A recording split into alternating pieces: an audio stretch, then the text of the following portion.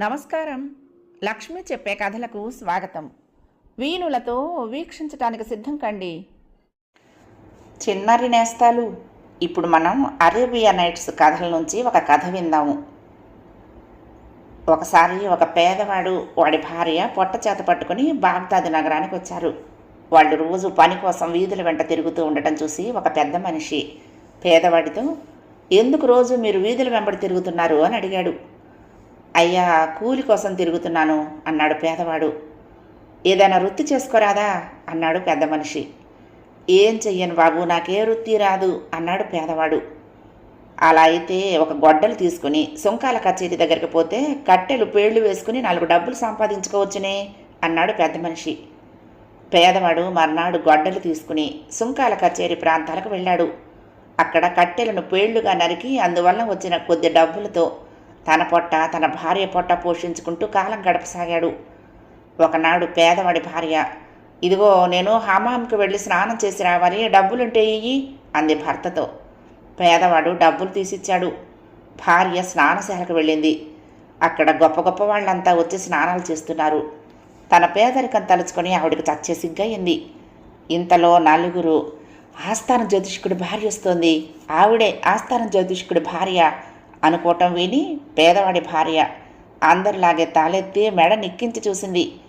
ఆ సమయంలో స్నానశాలలోకి ఆస్థాన జ్యోతిష్కుడి భార్య ఠీవిగా ప్రవేశించింది. ఛీ, నా బతుకు ఏం బతుకు, పెళ్ళామైతే ఆస్థాన జ్యోతిష్కుడి పెళ్ళామే కావాలి అనుకుంటూ పేదవాడి భార్య స్నానం చేసి ఇంటికి పోయింది.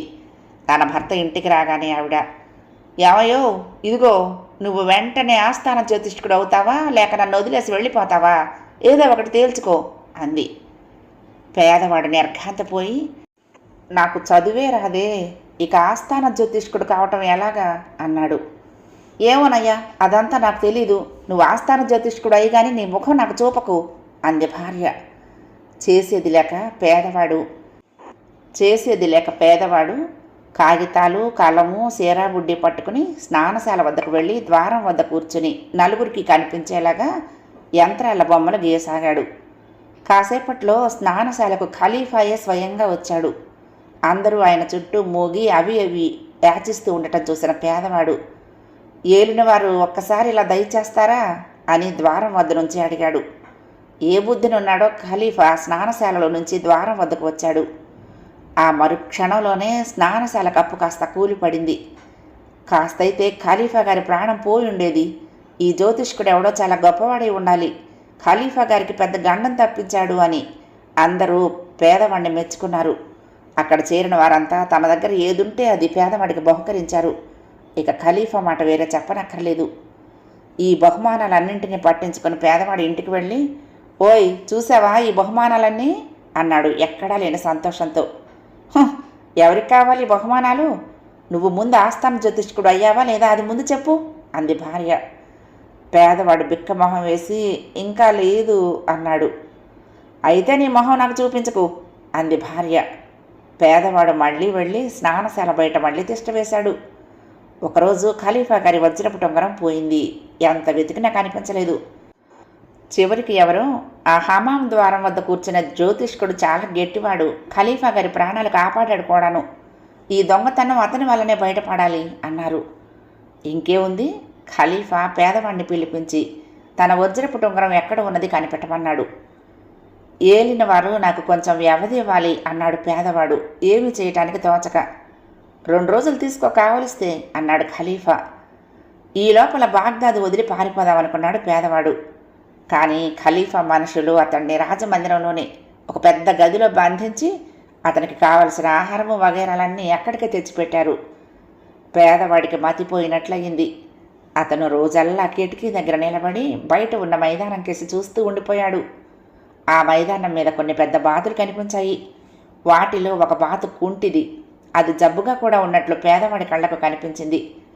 పేదవాడు దాన్ని చూసి, ఇది పాపం నాలాగే ఉంది అనుకున్నాడు. అతను 2 రోజులు దాన్నే చూస్తూ ఉండిపోయాడు.